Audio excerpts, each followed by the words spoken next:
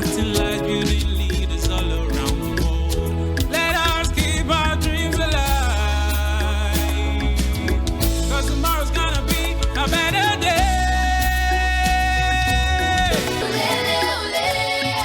Hello and welcome to today's episode of our podcast, Lebanon Under Attack, a youth perspective on Israel's bombardment. I'm your host, Nabila Abbas, and today we are diving into a crucial conversation about the current situation in Lebanon. We are joined by our young speaker, Sinette from Lebanon, who will help us understand the impact of the ongoing war and the challenges youth are facing and what the future holds for this resilient nation. We will also explore the background of the conflict, the current siege by the Israel, and what this means for Lebanon's youth, resistance, and the world at large. I would like to quickly invite my young speaker to introduce herself to the audience and so that we can smoothly start our conversation for today's podcast. And believe me, this podcast episode is very, very important because, as always, we say in Cocktail podcast episode series, we have very genuine conversations going on, and these are the true ambassadors and the true representative of their countries. And of course, they are the true fact checker as well. So welcome to our new podcast episode for today. Welcome to our young speaker. If you would like to introduce yourself to the audience. Hello, yes, thank you. My name is Sinette and I'm a 17-year-old senior high school student.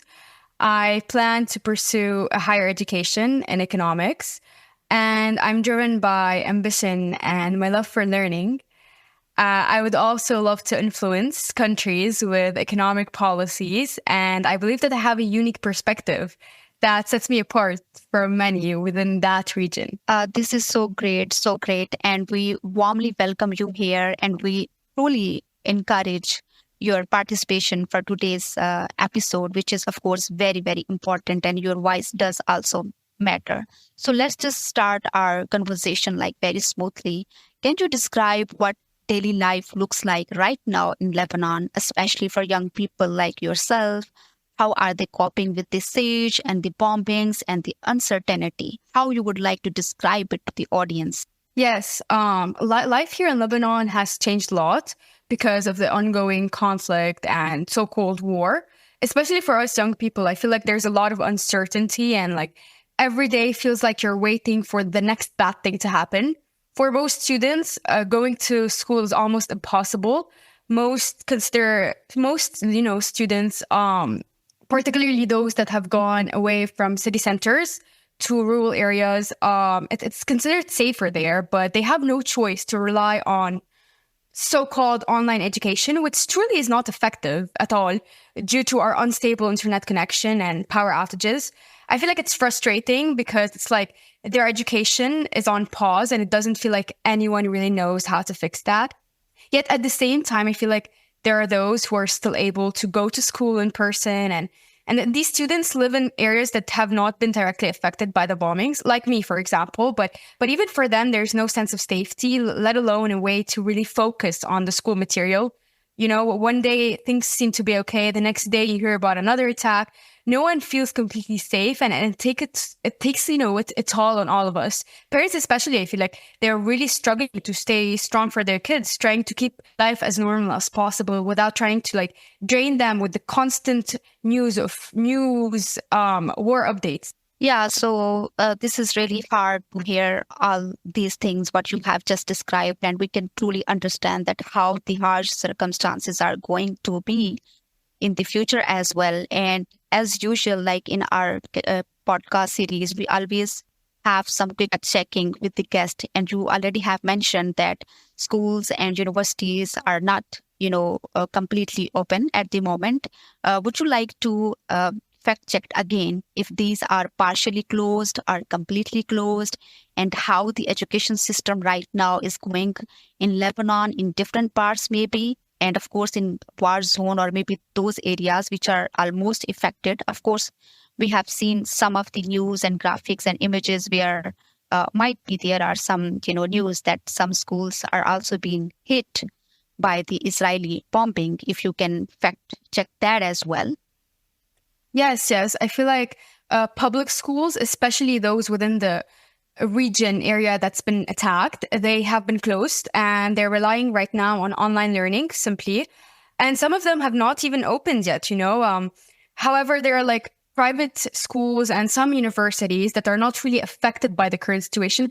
They're currently opening, but it's still hard. It's still hard to focus when you're constantly hearing, even at school, the noise of like constant war noise or like bombings or like just the news. It's really hard to focus on school materials. I feel like there's, you know, public schools, they have become shelters for refugee populations. So some of them who have lost their homes in the attacks and they're still receiving basic aid. It's still a tough situation. I feel like there's an increase in donations and it helps, but it doesn't really erase the trauma they're experiencing. I feel like overall everyone's upset and frustrated, but they're trying to stay strong because honestly, what really other choice do we have? That is really condemnable, of course, and hitting schools and children, of course. It is truly said that even war has some rules as well. So I believe that even those rules are not being followed. If, for example, we are hearing that schools are even being hit and the children are displaced and might be they are also victimized or maybe they are even died because of these attacks. So this is truly harsh. And I believe like right now the world is hearing you. The million of young people are hearing you. And that is why it is really important to have your voice today. Thank you very much once again joining us today in this episode. I would also like to have your remarks on the mental health of children as well, as you have just mentioned that many schools are shut down. So, of course, there is an also need of urgent mental health crisis as well. So, is there any way how people are trying to cope up with this? As you have mentioned, even in some part of the Lebanon, even though they are not attacked, but of course they are hearing noise of bombs and casualties and destruction of the infrastructure as well. So of course they are going through a lot right now. Yes, yes. I feel like the mental health for the youth, it's like really drastic. Honestly, though, there have been hotlines for public health and mental health awareness. Many of whom they have been doing online Zoom meetings for free for consulting measures. And some have taken, you know, a drastic measure to put their kids or even people that are really traumatized by their experience for psychology experiences or psychology counseling even. I feel like this war has brought so much displacement, death, and trauma to Lebanon. It's hard to describe what it feels like seeing people lose their homes and loved ones every day.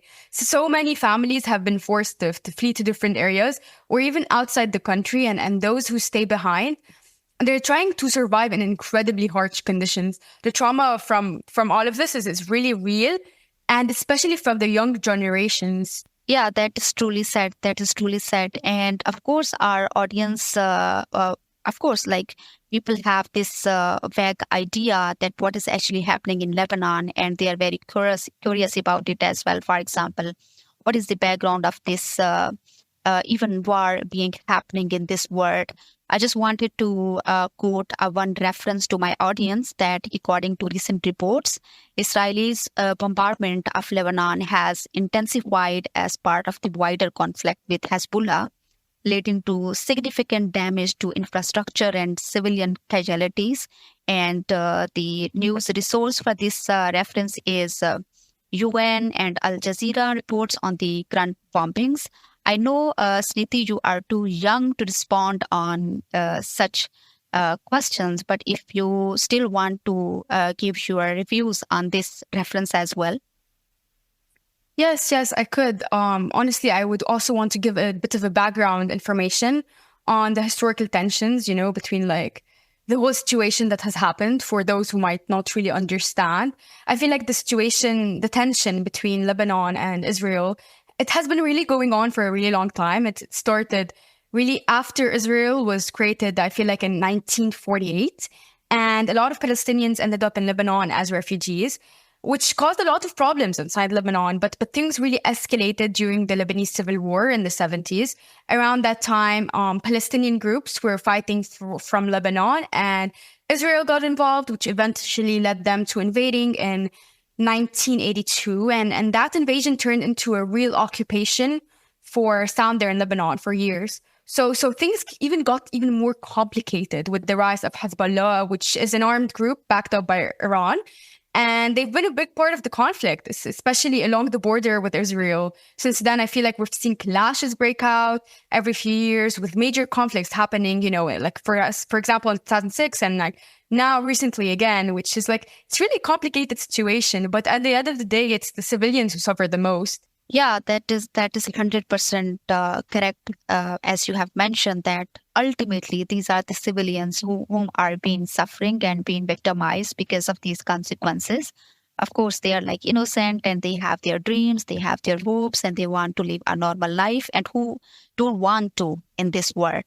So, as we are deeping down to the serious conversation about current situation of Lebanon, I would like to remind once again to my audience that in this current podcast episode, we are discussing the current situation in Lebanon and the bombardment of Israel in Lebanon, and so many casualties so far had happened, which includes not only older, but the children, but the teenage, the women, and everyone.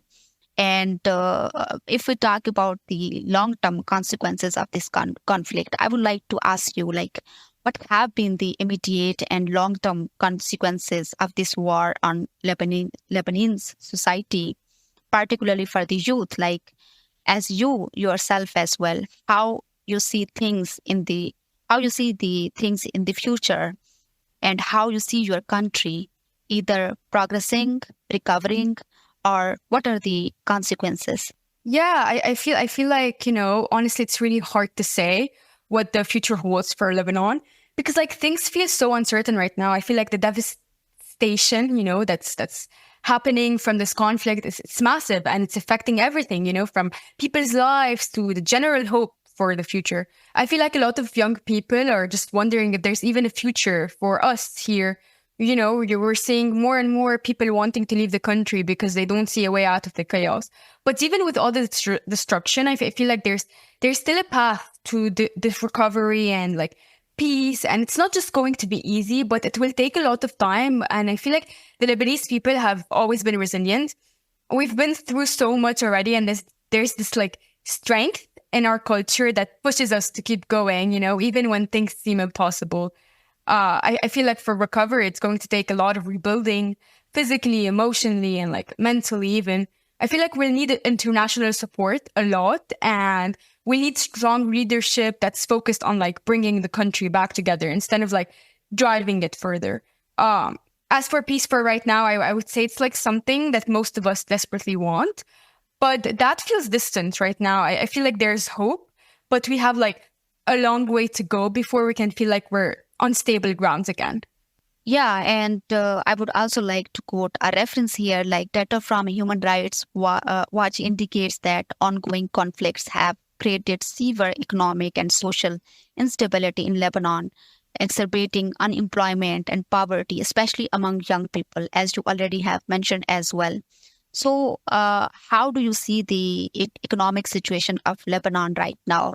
And as you have mentioned, like many people are even ready to leave Lebanon, and also because we are seeing the potential of huge refugees in moving to some other countries or maybe neighboring countries as well.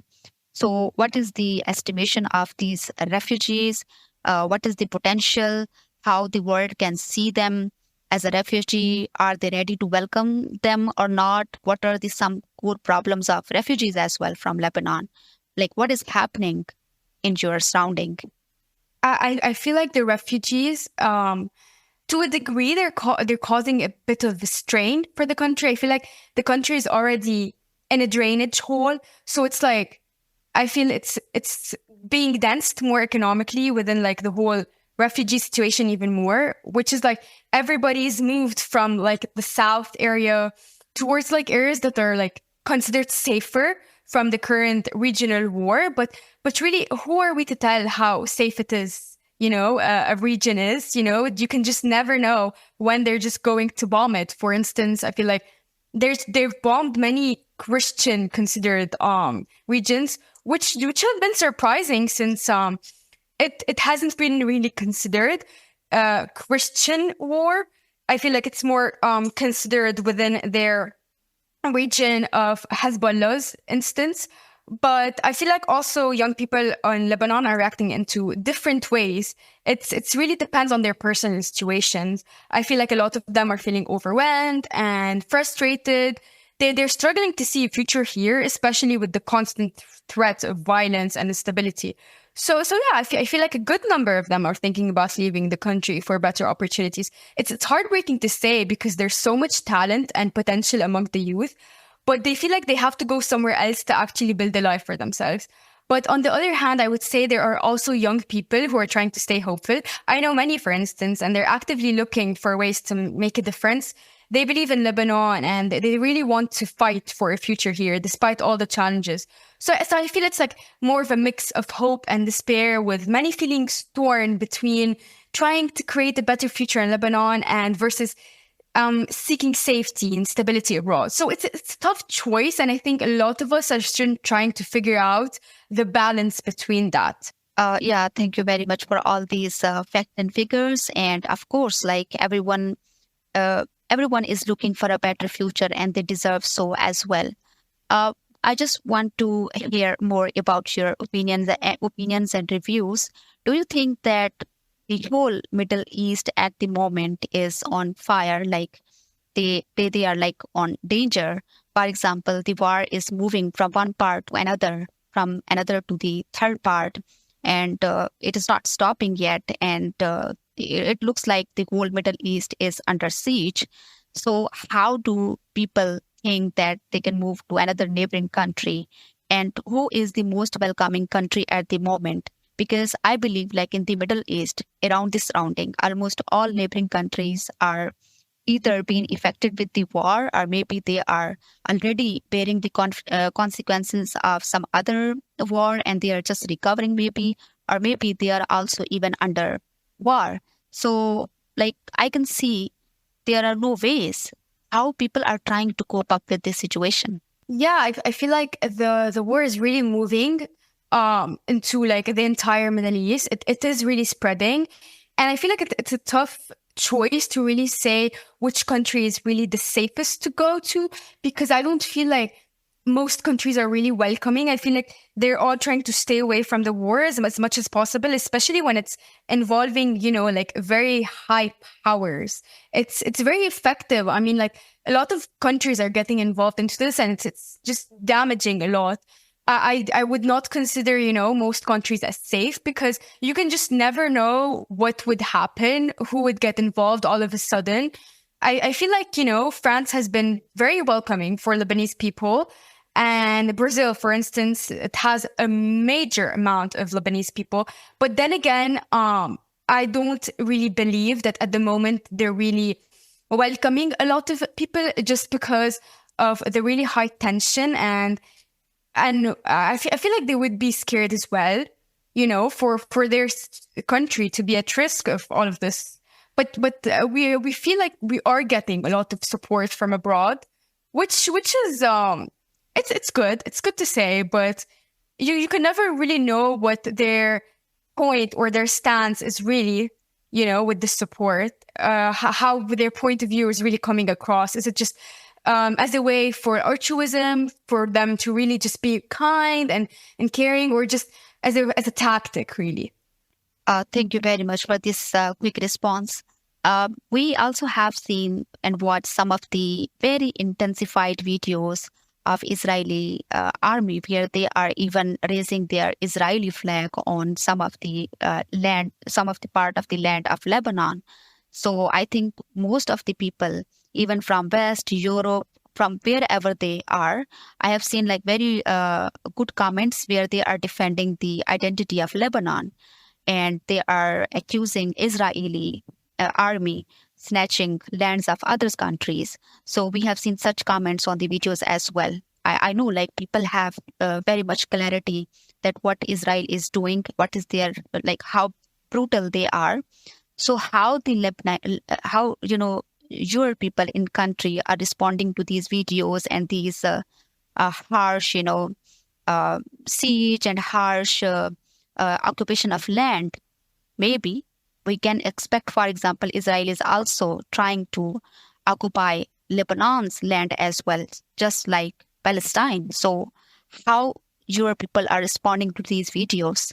I feel like it's Hezbollah has, played a major player in Lebanon, especially when it comes to resistance movements. And they've always seen as a strong force against Israel, especially in fighting, Israel.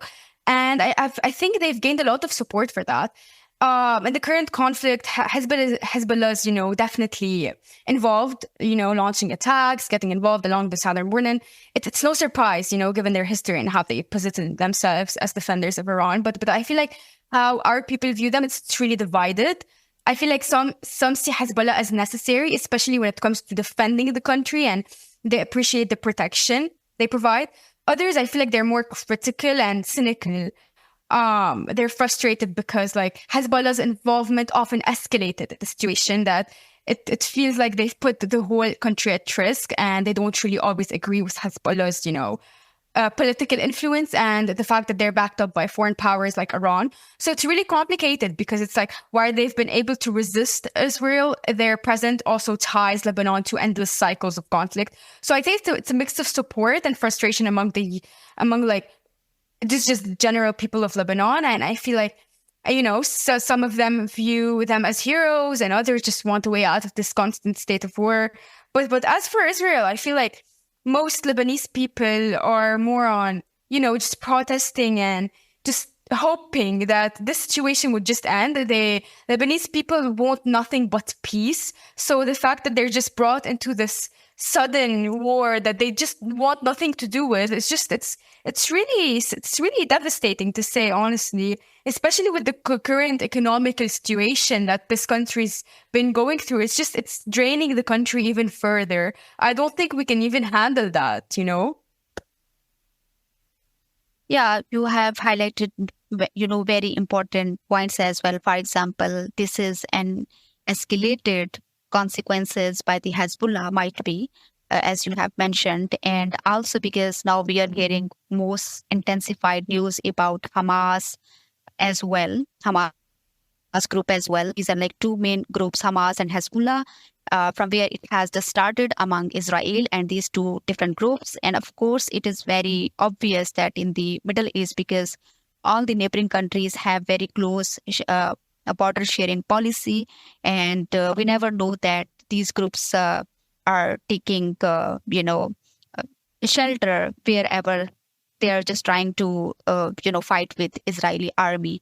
And many Middle East countries in this way are bearing the consequences, like the normal civilians especially.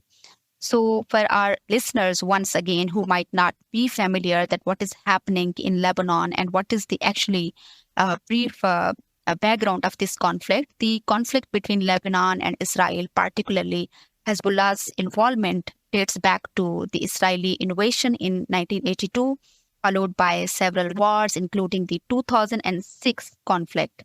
Current tensions are seen as part of broader geopolitical dynamics, with Hezbollah being a key player backed by Iran.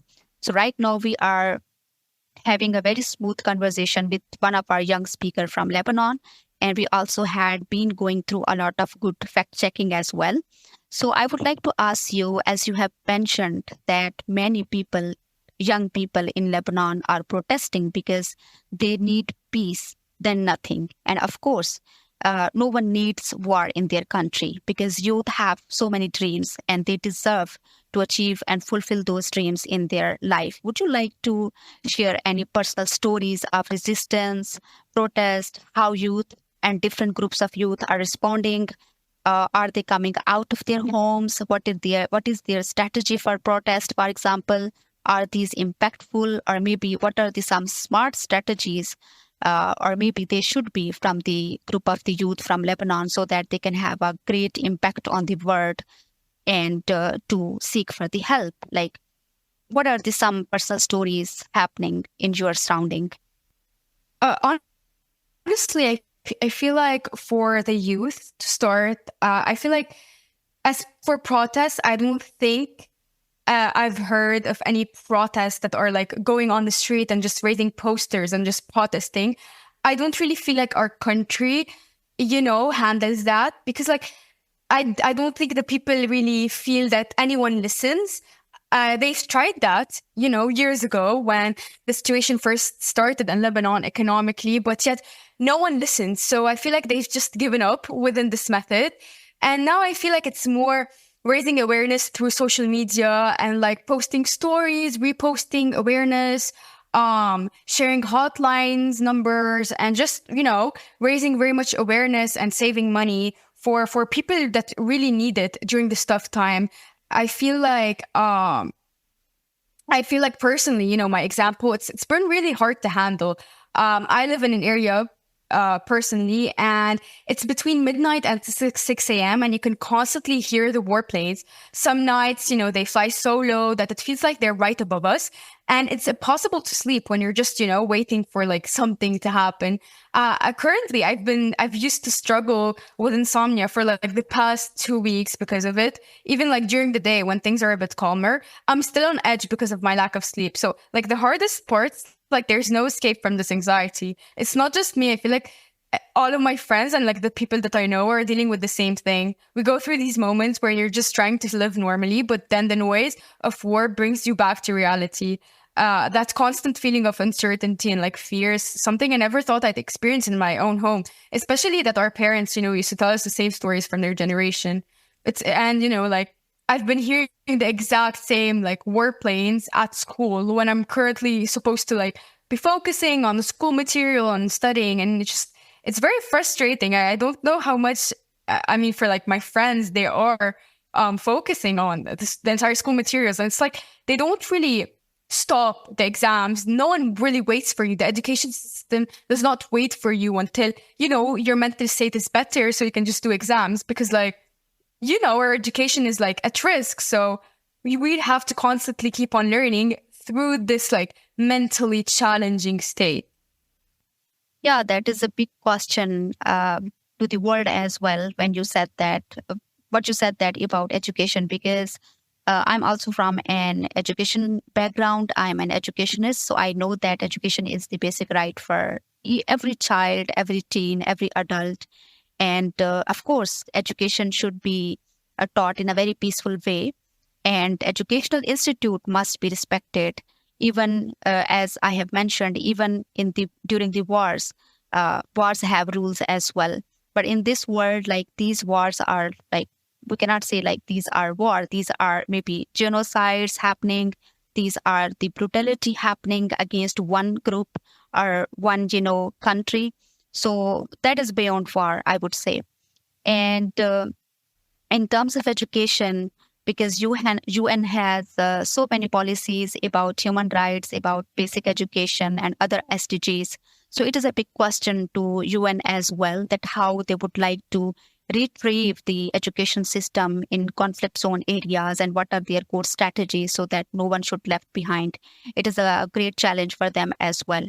So before we start our conversation more about resistance and allies, our audience and myself as well, we are so confused about Hezbollah. I would like to ask you some quick fact checking. You can either say yes or no, or maybe you can say a brief sentence about it. I just wanted to have a clarity here. Is Hezbollah the movement of Lebanon or not?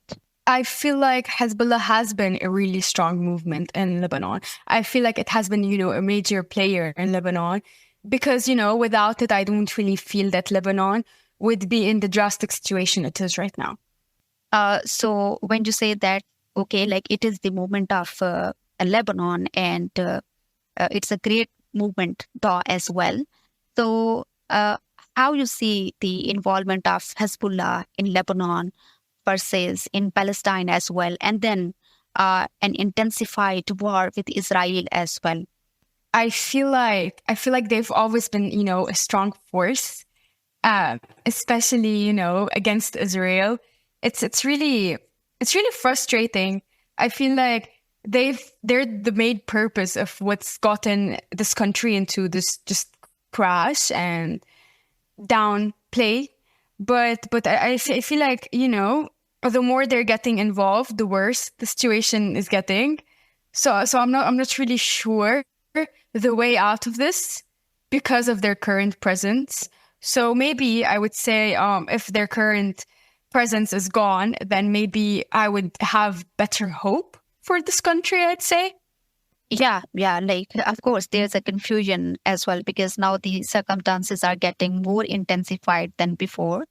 And I was about to ask you, like, is there division among the youth in Lebanon about Hezbollah's actions? How do people differentiate between military resistance and the desire for peace?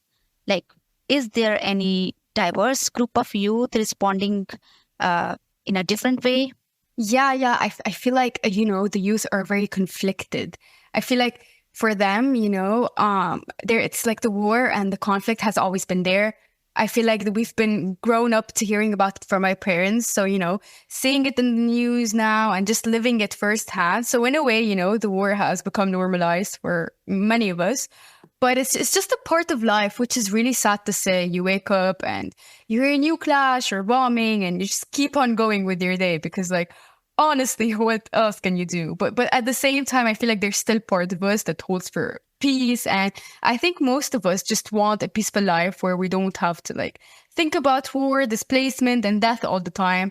We want to build our futures, travel, get educated, and just contribute to the, like, well-being of the world without, being defined by this conflict. So while it may be like habitual in a way, I feel like deep down, we all hope for a time where peace is possible. So just feel really far away currently. Yeah, that's true. And we also hope so that peace should be retrieved in Lebanon. And everyone like the youth of Lebanon deserves their dreams to be fulfilled and to live a normal life. And of course, during this podcast episode as well, we are very hopeful that our audience is being very educated and they are aware. And if they are not, so this podcast can help them understand the situation of Lebanon. And we request them after hearing this, listening this episode, you can help as much as you can by sharing this episode with your friend. Please teach them that what is happening in Lebanon, what are the future consequences if we do not retrieve peace in Middle East as well as in Lebanon, and what can be the worst realities in future as well. So we as a youth, we should be united no matter from where we are from across the world. We are the strong voices in this world. Our voices does matter. So we can shake the authorities. We can just shook them up that we need peace in this world. And especially for those countries who are under siege or under war. And we have to stop the Israeli brutality as well, because they are now intending to snatch, it seems like they are intending to snatch everyone's, land. And that is, of course, not a war and even not falls into the rules of war as well by the United Nations law as well. So I just wanted to bring our conversation a little light and smooth. I just wanted to know from you, as an citizen of Lebanon, how you would like to explain about Lebanon as a country before the war? How is Lebanon like? What is the normal life of Lebanon before war? How do people live? What is their culture? What are some of the rich strength of this country, traditions, the, a way of living of people? Just imagine before the war and there is no war. How is Lebanon? I feel like Lebanon has just such a beautiful culture, and I love Lebanon. It's my country, but I don't just love it because it's like my country. I just love it for its culture. It's such a beautiful and rich country, rich within its culture and education. I wish people knew more about Lebanon, its history, and I really wish that its history is still a solitude within our current lives right now. But unfortunately, that's not the case. However, I do hope for that within the future.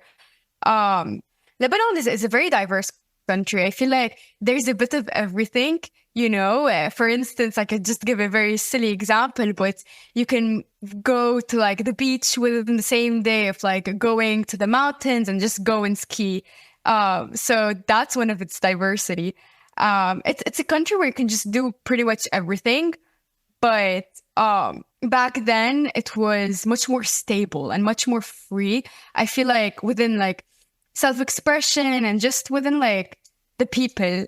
Now I feel like within like the whole situation that's been happening, it's really tense. I don't think it's like the same anymore, which is kind of sad. I was not really present when the history of Lebanon really peaked, but I really knew all about it from my parents and the stories they've told me, and I really wish I was present during that time and during that age, you know. Yeah, that is beautiful. I was just imagining myself that I'm seeing a peaceful Lebanon, of course, because that country has its own identity, of course. It might have been now facing the consequences of war and being engulfed into war situation. But of course, before that, it has an identity. It has a beautiful life of people living normally. I can imagine like these things. And of course, as a youth, I have this sympathy with you.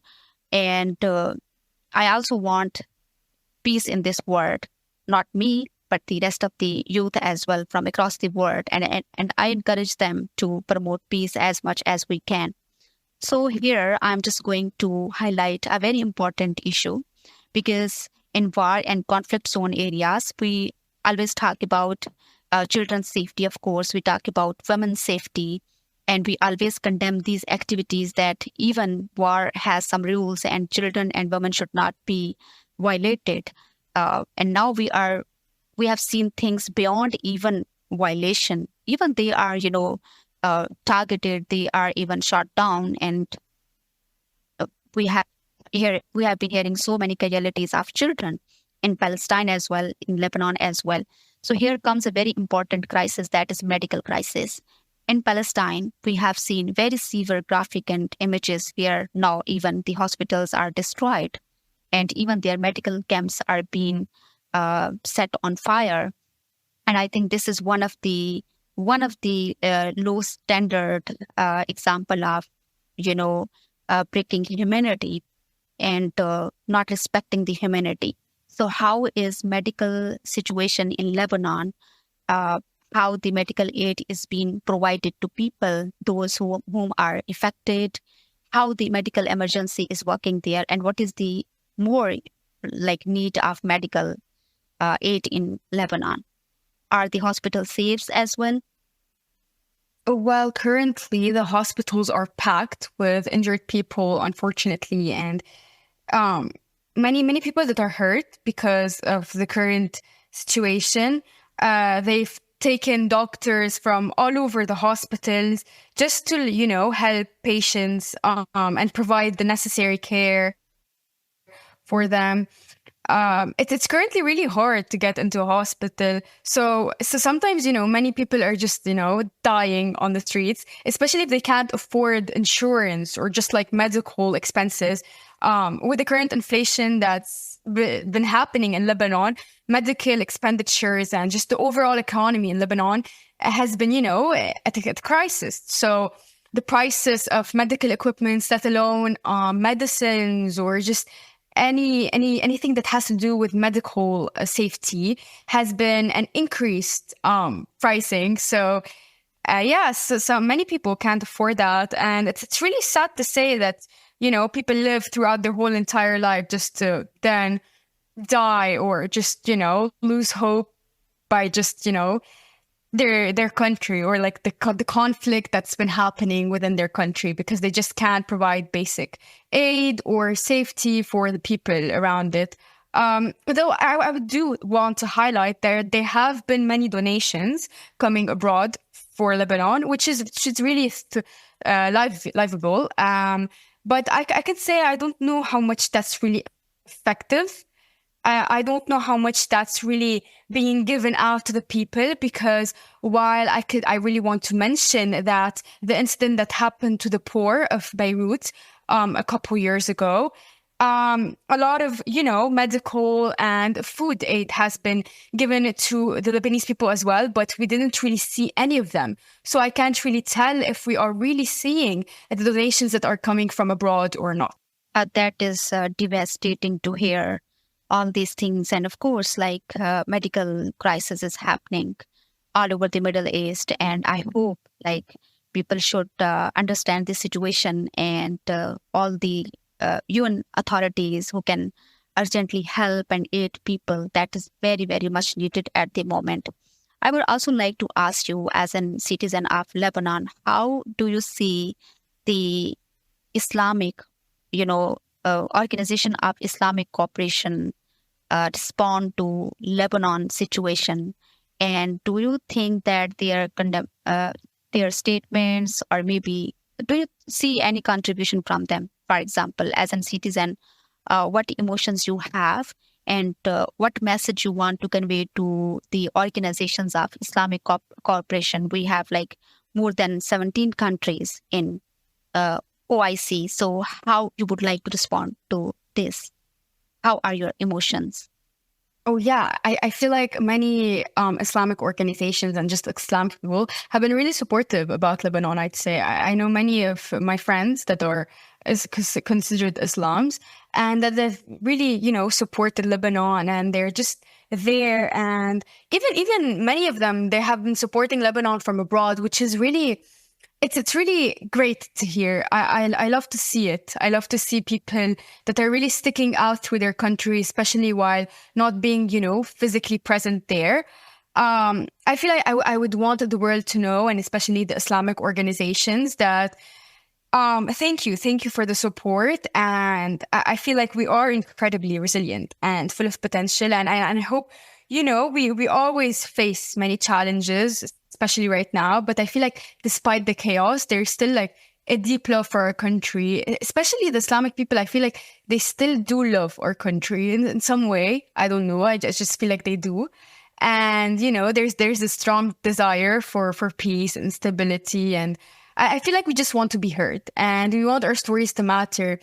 I'd say many people consider Lebanon not being important enough. If you'd see another country, for example, a big country that's really well known, getting bombed or just getting attacked, people would just go on all around social media and just talk about it. However, Lebanon is really a small country, so not many people are very much aware of the situation. I wouldn't say everybody's really, giving the full awareness that should be given to this situation in here. Yeah, that is true. Sometimes the awareness is not conveyed in a way it should be, because the social media is also very diverse and shattered sometimes, because we have very diversity on social media, and different topic issues are happening globally around the world. But it is very warm to hear that people from different Muslim countries, as a normal citizens, are helping each other, giving an emotional support as well as financial support as well, if they can. So it is good to hear from you as well that you appreciate all the support from your brothers and sisters from different Muslim countries. So these are the civilians who are trying to help each other. How you would like to see the politicians from OIC countries? Do you think that their statements or their contribution is enough as in leaders? I feel like there has been many statements given to Lebanon from politicians around the OIC. But yet I feel like I don't know how much I feel like these statements are enough. Sometimes I feel like they're just, talking and just trying to spread awareness that they care. But I don't really know how much effort is being really put into helping our country, being sustained and helping and just, getting the solidarity it needs. But I do appreciate the talk and awareness that's being given to our country, especially by politicians. I feel like as long as people talk about it, it helps no matter what. And overall, I feel like people just don't, they shouldn't really just listen to one side of the story when listening to politics, especially. People should really get informative, especially about politics, when, knowing situations such as Lebanon and what's been happening to the country. So, yeah, I feel like it's really important to get knowledgeable about such current, events. Yeah, that's great. That's great, and it should be like appreciated. All the Muslim countries, their leaders as well as civilians are aware of the situation, and the more they can help, of course, it is like very much appreciated at the moment. I would like to quote one of the intense statement by the president of U.S., Joe Biden, where he just said that U.S. will continue supporting Israel in supporting the aid of weapons. So, as a citizen of the conflict zone area at the moment, because you have emotions, you have dreams, you want a brighter future, just like the people living in other countries, either in West Europe or some other Asian countries. How you would like to respond to this statement, and what are your emotions at the moment, and what message you want to give to such leaders, because you are the future leader as well. So how you would like to respond to it on a general note? I feel like when politicians like that talk about such situations with such insensitivity, I feel like they're just taking it one-sided. They're just doing what is best for their own country, and which is understandable. I feel like, the US gets benefited a lot from Israel in whatever way that is.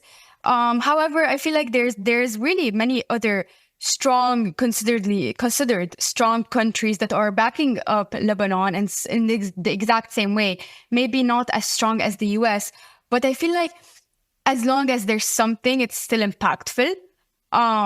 I would like to say that this strong message is really, it's sad to hear, because like it's like there's just more ongoing tension that's going to occur, and I don't think that we're going to end the situation anytime soon, which is upsetting. I feel like we've had enough of this ongoing tension for years and years and years, and it just would like, for me and all the Lebanese people, to just have a life with peace and just, resilience, and just a sense of, unity within every country and everybody. But I don't feel like that is possible, at least, currently. I feel like that's just really sad to hear. Yeah, thank you very much for your quick response on that. So, global reactions have been mixed, with some international communities calling for ceasefires, while others support the defense initiatives. So, how do you feel about the international response so far? What kind of support do you think Lebanon needs from the global community? I feel like Lebanon has been getting a lot of support, especially, from the UN. It's good that some countries are, considering, helping Lebanon and trying to assist it with a ceasefire. Though I'm not sure how much that is going to be applicable anytime. But I feel like as long as, many, especially global countries, are talking about the conflict and trying to support this, small country that we are, it feels like we are still resilient. We still have a potential for a brighter country, even though it's, not anytime soon, or not a thing that happens overnight. But there's hope. I feel like I have hope for this country. Yes, of course. And hope is the only thing which we can aim for. And that is, of course, a very positive strategy as well. And we should never give up. It is like very easy to advise someone. But of course, those whom are facing all these consequences, or might be they are victimized. So they know how harsh and how hard it is for them to survive under these circumstances. Again, like we are hoping that the peace should be retrieved in not only in Lebanon but also in Middle East as well. And we also want to see a very bright future of Lebanon and other countries which are right now at the risk of being, shut up from this world. So economic reports indicate Lebanon is on the brink of collapse with its currency plunging and government institutions weakened by corruption and crisis. Like it is one of the statement by IMF and the World Bank reports. So I just wanted to understand that what is the structure of governance in Lebanon right now, and how the politicians are responding to these circumstances. Is there any political structure remained after the war as well, or being shattered? I would like to say that currently our situation in Lebanon has been a major significance within political instability. So yeah, currently the economical situation in Lebanon is not the most static and stable. It has been like that for a few years now.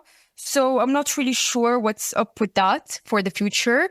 But I would like to hope that we do find a solution for that political state within the country. As for the politicians that are responding, I feel like many politicians are responding, but I don't think the major and necessary politicians are being as responsive as they should be, and especially ones within the country, they're not being that present within our situation, which is it's really sad to say. I feel like the same exact thing happened when the poor of Beirut got hit a couple years ago, and it caused this whole conflict. I feel like Lebanon, and its history, it always repeats itself. So kind of, I feel like this war that's been happening, even though it's not currently the exact same situation, it's been giving me a glimpse of the situation that has happened a few years ago in Lebanon. Yeah, thank you very much for your quick response on that as well. And for our audience, once again, I would like to remind you that in this current episode, we are having a discussion about the current situation in Lebanon, the continuous bombardment of Israel in Lebanon, and the escalation by different groups of defense groups. Maybe we can say like defense group like Hezbollah, Hamas, and like the consequences are being very severe at the moment. Many casualties have been reported. Children, women, everyone is being victimized or being even shot or even being, died of these war consequences.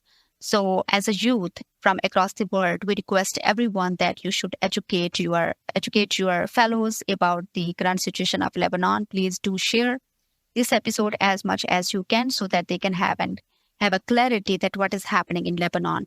And by any means, if they can help the people of Lebanon, they should come forward and they should help as much as they can. Now, I would like to give you a very open floor if you want to share or extend the brief explanation of any information you want to share to your audience about Lebanon. It is an open space for you before we ask you for a final message in the next question. Yeah, I feel like it's, very, very, very important for our listeners, to understand that Lebanon and its victims, they're not just, victims of conflict. I feel like we're individuals with dreams, talents, and hope for the future. And many people tend to forget that when they're just, scrolling through social media and looking at posts of war and current actualities. People just think of it as, oh my God, it's just another news. But in reality, there are lives at stake. There are, dreams being shattered. There are talents being destroyed and just hopes being crushed. I feel like it's really upsetting because, those people, they have emotions and they have futures. And who are we to just destroy that just because of a conflict that I feel like no one's going to win in the end. They're both lost. So what's the point? What's the point of really ongoing this conflict that has just no way of ending with a positive note? Either party is going to lose in the end.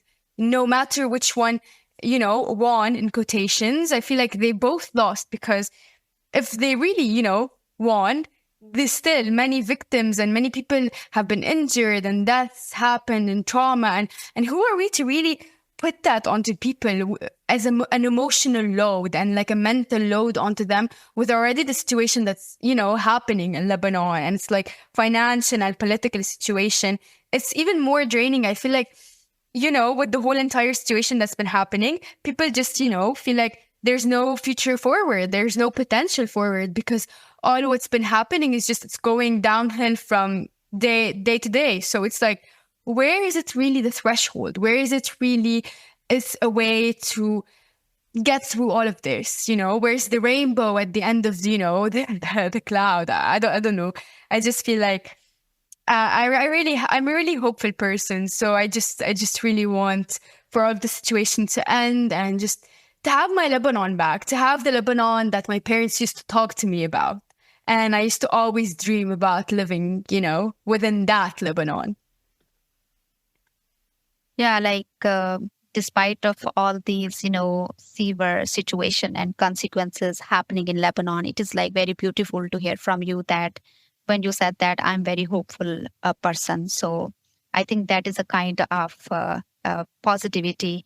And you are very right when you said that this is just not a simply news to read. It is about people's life. So this is a very, thoughtful reflection for everyone, for us, for the youth, that of course, we should not take it as a news to read and skip and to jump into another news and to other global issue, because the social media itself is very shattered nowadays. So we have to be very constant about something if we do care. So I hope, like just like me, the other youth will also have a self-reflection on that as well.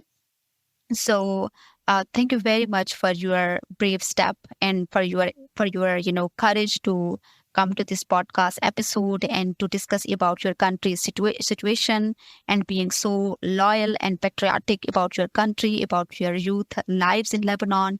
And meanwhile, like your hope is very is a good strength at the moment as a host for me as well. So what message would you like to give to the rest of the world about Lebanon? Maybe as your personal message, or maybe it is about your country and your people, especially to the other youth across the world. And what do you want listeners to understand and take away from this conversation as a final message? I would want the world to know that we're not just fighting only for survival, but also for a better Lebanon where we can thrive. So I hope people can take away a sense of empathy and solidarity within us.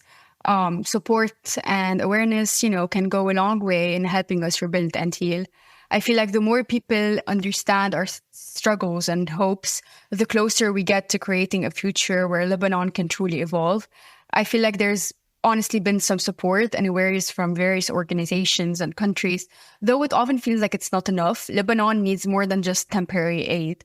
I feel like we need long-term support that addresses the causes of this issue we're facing, and the global community needs to recognize that we're not just a crisis to be managed, we're a country with a rich culture and history that deserves respect and meaningful help. And honestly, I would like to point out that we cannot forget about the Lebanese immigrants and students that are living abroad. I feel like many of them really feel invalidated within their feelings about the situation back home, even though they're away. They worry constantly about their loved ones and the situation in Lebanon. I feel like it's tough because they're often caught between two worlds, and they often feel powerless because they can be there, physically to support their families and friends. So I feel like what we really, need as a country is, from the international support and the community, is a recognition, of the complexities of our situation, and a commitment to provide ongoing support, understanding especially the emotional toll on those who are far from home. And it's also crucial. I feel like it's not just about physical aid, it's about supporting the entire Lebanese community both here and abroad. Yeah, thank you very much for lastly for highlighting a very important factor about the uh, Lebanese abroad, those who might have gone for studies. And of course, they have very much insecurities about their country because they might have families back home. And they also have been going through a lot in terms of their mental health as well. So that was a powerful point to highlight. And my takeaways are like for my audience is like Lebanon at the moment is under war, and that is more like a conflict that is being escalated due to some other factors as well. It is not solely a war among two, but of course there are some other factors which have escalated the war, and now we are seeing very severe consequences because many casualties have been reported, and children, women, elder, and the younger ones are being victimized and even died of this war as well. And secondly, as you have mentioned, that the temporary aid is not enough, of course, because if we have to stand back and we have to recover from this war, we need some other strategic implementation as well, which should be very measurable in the future as well. And thirdly, we need the global community to educate each other about Lebanon's situation, and as much as we can help out each other. So I think this is our responsibility and duty as well, and we should unite together as a youth, despite of any differences, because in short, we as a youth are a global citizen, and we deserve to live a normal life. Uh, this is all about our conversation. Thank you so much for sharing your insights with us today. It is clear that Lebanon's youth are at the heart of this conflict, facing unimaginable challenges, but continuing to resist and push for a better future. We hope today's conversation shed lights on the realities of life under siege, and we encourage our listeners to stay informed, compassionate, and engaged in supporting those affected by this ongoing crisis. See you in the next new episode. Stay tuned.